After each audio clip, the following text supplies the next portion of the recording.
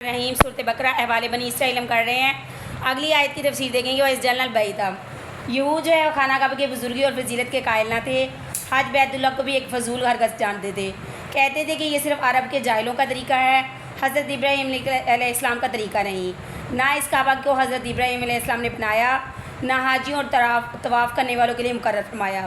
اس آیت میں اللہ تعالیٰ یہود کے اس خیال باطل کا رد فرماتے ہیں اور بتایا جاتا ہے کہ خانہ کعبہ کو اللہ تعالیٰ نے لوگوں کے لیے عبادت کا مقام بنایا اور ہمیشہ سے امن کا مقام بنایا، اور وہ وقت بھی یاد کرنے کے قابل ہے جس وقت ہم نے خانہ کعبہ کو لوگوں کے لیے عبادت کا مقام بنایا اور امن کا ہمیشہ سے گھر مقرر کیا۔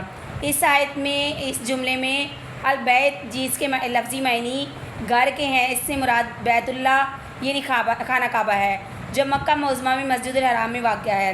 یہاں اس آیت میں بیت اللہ یعنی خانہ کعبہ کی فضیلت کے سلسلے میں دو باتیں فرمائی گئیں۔ مثابۃ للناس میں فرمایا گیا کہ آدمیوں کے لیے بار بار لوٹنے یا رجوع کرنے کی جگہ اللہ تعالیٰ نے بیت اللہ کو جو خاص فضیلت بخشی، وہ ہمیشہ سے جو ہے مخلوق کے لیے جو ہے ایک ایسا مقام بنا رہے گا جہاں لوگ بار بار آئیں گے اور اس کی طرف جانے کی آرزو بھی کریں گے۔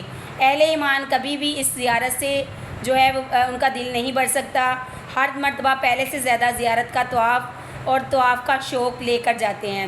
اللہ تعالیٰ نے اہل ایمان کے دلوں میں خانہ کعبہ کا شوق اور ایک جو ہے وہ جذبہ ہی ایسا رکھا ہے کہ لاکھوں آدمی دور دراز سے وہاں آتے ہیں، بیت اللہ میں حج کرتے ہیں اور بار بار ان کا دل یہی چاہتا ہے کہ وہ وہاں جائیں۔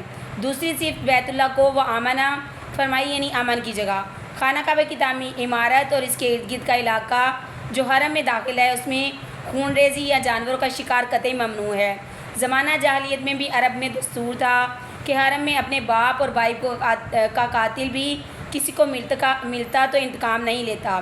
عام جنگ کے دنوں میں بھی قتال اور حرام کو جو ہے وہ حرم میں حرام قرار دیا گیا۔ شریعت اسلام میں بھی یہ حکم ہے۔ فتح مکہ کے دن صرف چند گھنٹوں کے لیے رسول اللہ صلی اللہ علیہ وسلم کے واسطے عرض حرم میں قتال کو جائز قرار دیا گیا، مگر اس وقت سے لے کر ہمیشہ کے لیے حرام قرار دیا گیا۔ رسول اللہ صلی اللہ علیہ وسلم نے فتح مکہ کے خطبہ میں اعلان فرمایا کہ اس درجہ خانہ یعنی کعبہ میں اللہ تعالیٰ نے امن کی جگہ بنایا ہے۔ اس کو وَتَخِذُوا مِن مقامی ابراہیم میں فرمایا کہ مقام ابراہیم نماز کی جگہ ہے۔ یہاں مقام ابراہیم سے مراد وہ پتھر ہے جس پر چڑھ کر حضرت ابراہیم علیہ السلام خانہ کعبہ کی دیواریں چنتے تھے۔ جوں دیواریں بلند ہوتی جاتیں وہ پتھر بھی بلند ہوتا جاتا۔ حضرت اسماعیل علیہ السلام نیچے سے پتھر اور گارا دیتے اور دعا کرتے جاتے کہ اے اللہ ہماری طرف سے اس کو قبول فرما، اور یہ نیچے سے پتھر اور گارا دیتے اور یہ دعا بھی کرتے جاتے۔ اس پتھر پر حضرت ابراہیم علیہ السلام کے قدم مبارک کا نشان بطور معجزہ پڑ گیا۔ اب سعودی عرب کے شاہ فیصل کے زمانے میں موٹے شیشے کے اندر یہ پتھر محفوظ کر دیا گیا۔ خانہ کعبہ کے طواف کے بعد 2 رکعت نماز طواف یعنی اس مقام ابراہیم کے پیچھے ادا کی جاتی ہے، جسے طواف نفل بھی کہتے ہیں۔ خانہ کعبہ کی پاکی کا حکم وَعَهِدْنَا إِلَىٰ إِبْرَاهِيمَ وَإِسْمَاعِيلَ یعنی یہود و نصارہ جو حج بیت اللہ کے منکر تھے، ان کو یہاں بتایا گیا ہے کہ اللہ تعالیٰ ہی نے حضرت ابراہیم اور حضرت اسماعیل کو حکم دیا تھا کہ بیت العتیق کو طواف کرنے والوں اور حج و عمرہ کرنے والوں اور اعتکاف کرنے والوں اور نماز پڑھنے والوں کے لیے خوب پاک اور صاف رکھیں، یعنی خانہ کعبہ ہر طرف کی نجاست گندگی خواہ وہ ظاہری ہو یا باطنی اس سے پاک رہنا چاہیے۔ اس سے معلوم ہوا کہ کعبہ کی طہارت حضرت ابراہیم علیہ السلام کے وقت سے ہے، شریعت محمدیہ یہ نہیں ہے۔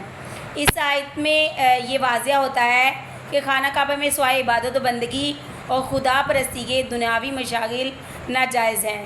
نیز اس میں یہ بھی اشارہ کیا گیا کہ کوئی مشرک اور کافر شرک و کفر کی نجاست اور باطنی خیال کے ساتھ بیت اللہ میں داخل نہ ہو۔